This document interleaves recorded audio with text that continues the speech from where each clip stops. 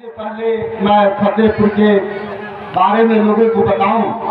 सबसे पहले अपने सभी महापुरुषों के चरणों में नमन करते हुए आज यहाँ के अम्बेडकर विकास समिति का मैं तहे दिल से शुक्रिया अदा करता हूँ कि उन्होंने मुझे अपने मंच पर बुलाया और फतेहपुर के धरती पर बुलाया।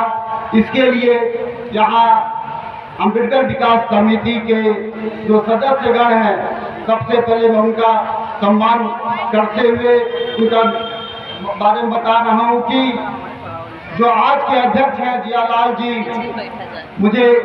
हमें बताया गया कि इस जगह को प्राप्त करने के लिए यहाँ के लोगों ने काफी संघर्ष किया है और मुझे ऐसा लगता है कि हमारे समाज के तमाम जो बुजुर्ग हैं उन्होंने इस संघर्ष में बहुत साथ दिया है। तो यहाँ के तमाम लोगों के लिए आप एक जोरदार ताली बजाइए। जो लोग यहाँ पे इस मूर्ति को स्थापित किए हैं उसमें गया प्रसाद जी का नाम है, मनोज प्रसाद जो संचालन कर रहे हैं, सतगुरु प्रसाद जी, और सबसे बड़ा नाम छट्टू प्रसाद सर का नाम बताया गया। सब बता रहे थे कि उन्होंने बहुत संघर्ष किया। तो ये इस जगह के लिए मुझे ये खुशी से कहना पड़ता है कि भारत का प्राचीन काल यहाँ पे आकर रामनवमी की चर्चा चल रही है। आप लोग इतना भीड़ है, पता नहीं ये भीड़ रामनवमी में भी जाएगी कि नहीं जाएगी। ऐसा लगता है कि जो आज डॉक्टर बी.आर. अम्बेडकर की बात कर रहे हैं, कल रामनवमी की बात करेंगे, ऐसा हमने देखा है। ऐसा होना नहीं चाहिए, लेकिन है ये बात कि हम लोग, हमारा ही समाज रामनवमी में बहुत व्यस्त हो जाता है या हिंदू त्योहारों में व्यस्त हो जाता है। ऐसा होना नहीं चाहिए। है दूसरी बात, इस फतेहपुर की धरती पर इसलिए मैं याद करता हूँ कि हमारे बीच में अश्वनी एडवोकेट भाई साहब बैठे हुए हैं। किसी राम मंदिर की जब बात हो रही थी पूरी दुनिया में, आदरणीय हमारे देश के प्रधानमंत्री जी धर्म पे चाशनी पिलाकर सबको राममय करने की बात कर रहे थे और हमारे SC/ST और BC सांसद, हमारे देश के प्रोफेसर, हमारे देश के IAS अधिकारी डर की वजह से कुछ नहीं बोल पा रहे थे। तब इलाहाबाद की धरती से मैंने एक आवाज उठाई और शायद आप लोग जानते होंगे मेरे इंस्टीट्यूट के बारे में, और तमाम मीडिया में जब खबरें आई थी तब मैं अंडरग्राउंड हो गया था और अपनी जान बचाने के लिए मैं लगातार करीब 21 दिन मैं इलाहाबाद यूनिवर्सिटी से भाग करके बाहर छुपा हुआ था। और ऐसी स्थिति में फतेहपुर की धरती से सबसे पहले अश्वनी भाई जो यहाँ बैठे हैं, इनके साथ करीब 100-150 लोगों ने इसी जिला कचहरी पे हमारे पक्ष में धरना प्रदर्शन दिया था। इसी फतेहपुर की बात है। क्या बात भाई। और आश्चर्य की बात है कि राम को लेकर के क्षत्रिय समाज और अपर कास्ट के लोग अपने आप को उनके नजदीक पाते थे, लेकिन दुखद बात है जब मैं श्री कृष्ण का नाम लिया तो उस वक्त यादव समाज बहुत उबाल मारने लगा। यादव समाज को लग रहा था कि मैं कृष्ण के ऊपर सवाल कर करके उनके आस्था को ठेस पहुंचाया है। तब अश्वनी यादव जैसे लोग और गाजीपुर के लोग और बलिया के लोगों ने, यादव समाज के लोगों ने इसी जिला कचहरी पर यह धरना देते हुए कहा कि कृष्ण हमारे आराध्य नहीं हो सकते, हमारे आराध्य पेरियार ललई यादव हो सकते हैं। और ये क्रांतिकारी आवाज इस धरती की है। तो मैं इसलिए इनके तहे दिल से शुक्रिया करता हूं और आप लोगों का भी शुक्रिया करता हूं कि आप लोगों ने मेरे विपत्ति में साथ दिया था। और इसलिए मैं कई प्रोग्राम छोड़ करके, मेरे कई प्रोग्राम बलिया में, गोरखपुर में, इलाहाबाद में लगे थे, लेकिन जब अश्विनी भाई का रिक्वेस्ट गया था तो मैं जानबूझ करके कहा कि मैं फतेहपुर जाऊंगा, क्योंकि हमारे लिए फतेहपुर ने बहुत काम किया। तो इस तरह से अम्बेडकर बाग फतेहपुर के लोगों में आया है और मेरी दिली तमन्ना है कि जिस तरह फतेहपुर के लोगों ने ये आवाज उठाई है, आने वाले समय में हमारे जेएनयू में एक नारा लगता था कि जातिवाद को यही इसी धरती पे मिटा देंगे, जला देंगे। ऐसा नारा हम जब जेएनयू में पीएचडी कर रहे थे तब लगाते थे।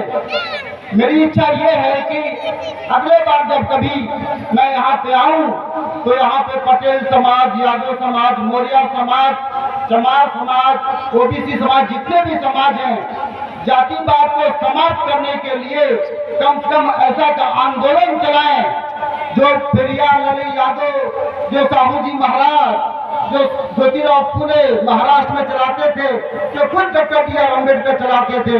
इस तरह के आंदोलन जातिवाद को समाप्त करने के लिए यहाँ आंदोलन चलना चाहिए, ऐसा मैं उम्मीद करता हूँ। क्योंकि डॉक्टर बी.आर. अम्बेडकर को सब लोगों ने अपने अपने तरीके से बांट लिया है। Bharatiya Janata party doctor B R. Ambedkar को अपने तरीके से बांट लिया है।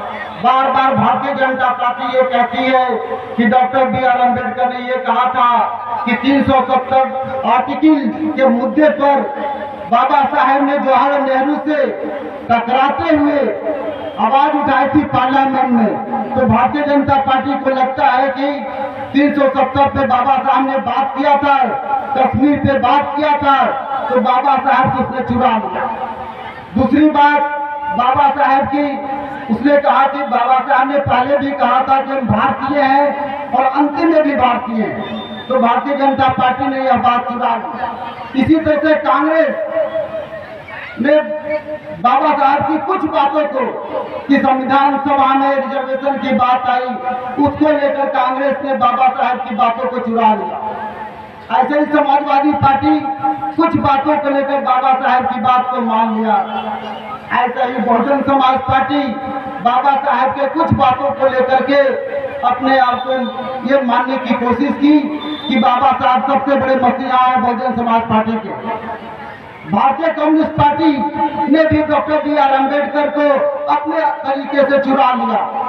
भारतीय कम्युनिस्ट पार्टियां ने ये कहा कि बाबा साहब पूंजीवाद के विरोधी थे, तो बाबा साहब के लैंड रिफॉर्म को लेकर के, डेमोक्रेसी को लेकर के अपनी बात कह ली। इस प्रकार बाबा साहब को अपने अपने तरीके से सब लोगों ने बांट लिया। लेकिन साथियों, बाबा साहब का एक मकसद था, वो ये मकसद था कि इस देश से जाति कैसे समाप्त हो। ये प्राइमरी गोल था बाबा साहब अम्बेडकर का, कि इस देश से जातिवाद कैसे समाप्त हो। और इसके लिए बाबा साहब ने ये जो महत्वपूर्ण किताब लिखी, जो उनका भाषण था, वो था एनिहिलेशन ऑफ कास्ट, जाति की समाप्ति कैसे हो। और जाति की समाप्ति के लिए बाबा साहब ने दो बातें कही थी, हम सब जानते हैं। पहली बात कही थी कि इंटरकास्ट और इंटरडाइनिंग हम करें।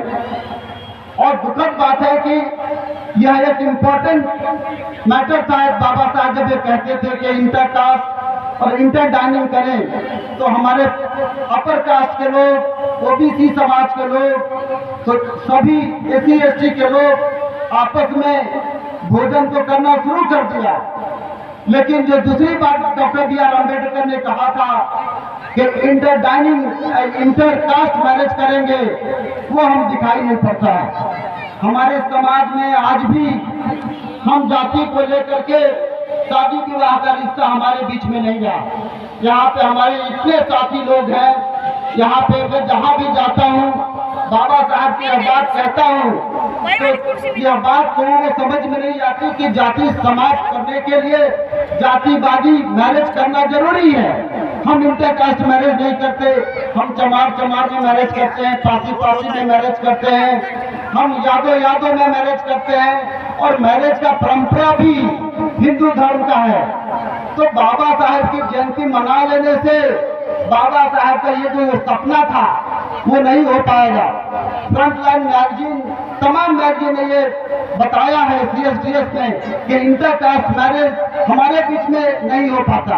आश्चर्य की बात है कि ब्राह्मणों के बीच में इंटरकास्ट मैरिज बंगाल से लेकर महाराष्ट्र और पूरे वर्ल्ड में होता है, लेकिन दुखद बात है कि हम लोग इंटरकास्ट मैरिज नहीं करते, यह बाबा साहब कहते हैं। और जो तीसरी बात बाबा साहब ने कहा वो सबसे इम्पोर्टेंट बात कही, जिसकी वजह से न तो कांग्रेस को ये बात समझ में आती है, न बीजेपी को बात समझ में आती है, न बहुजन समाज पार्टी को बात समझ में आती है, न समाजवादी पार्टी को बात समझ में आती है और न कम्युनिस्ट पार्टी को बात समझ में आती है।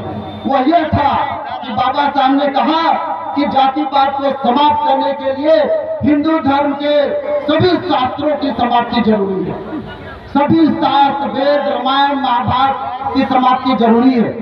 लेकिन दुखद बात है दोस्तों कि हम लोग वेद, रामायण, महाभारत को ही अपने घर में रखकर पूजते हैं और हम सब लोग जाति को ढो रहे हैं। इसलिए बीजेपी को या ब्राह्मण को तो कोई दिक्कत ही नहीं होती। और बाबा साहब इसी के साथ यह भी बात कहते हैं कि वेद, रामायण, महाभारत को समाप्त करने के साथ साथ you have to destruct the Hinduism, Hindu धर्म की समाप्ति की भी बात कर रहे हैं। अब हम लोग हिंदू धर्म की समाप्ति को लेकर के एक आवश्यक सूचना है। ये श्री देवी जी चाचा जी उम्र लगभग 55 साल है और एक कृपाल चाचा जी, इनकी उम्र लगभग 60 साल है। ये दो व्यक्ति यहाँ से खो रहे हैं। ये अगर किसी के इधर उधर भटकते हुए मिले तो इनको बता दें कि इनके गांव की झांकी जा रही है कालू खेड़ा की, तो वो अपनी झांकी के साथ सम्मिलित होकर के गांव चले जाएं।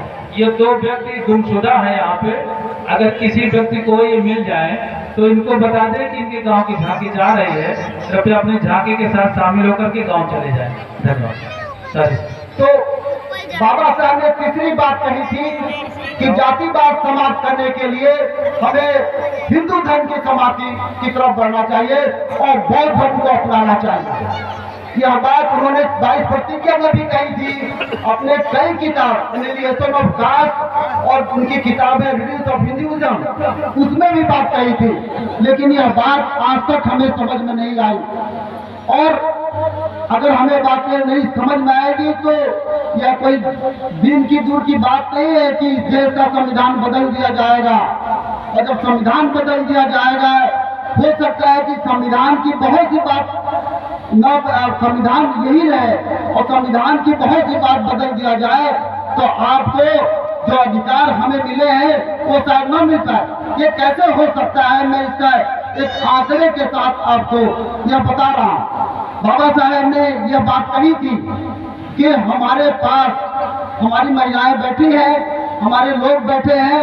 गांधी जी के साथ डिबेट में ये कहा था कि हमारे पास गांधी जी देश नहीं है, या अर्थात हमारा होमलैंड नहीं है। हमारा होमलैंड का मतलब कि हमारे इस देश में हमारी अपनी कोई ऐसा देश नहीं है जहां पे हम अपने मर्जी से इस देश का प्राइम मिनिस्टर से, इस देश का CM, इस देश का MP MLA चुन सके। यह बात गांधी जी के साथ उन्होंने कही थी और ये सबसे इम्पोर्टेंट बात थी। अब देखिए कि कैसे हमारे पास देश नहीं है। क्राइम ऑफ इंडिया के रिपोर्ट के अनुसार प्रत्येक 16 मिनट में एक अपराध दलित के खिलाफ होता है। प्रत्येक 16 मिनट में 4 दलित महिलाओं का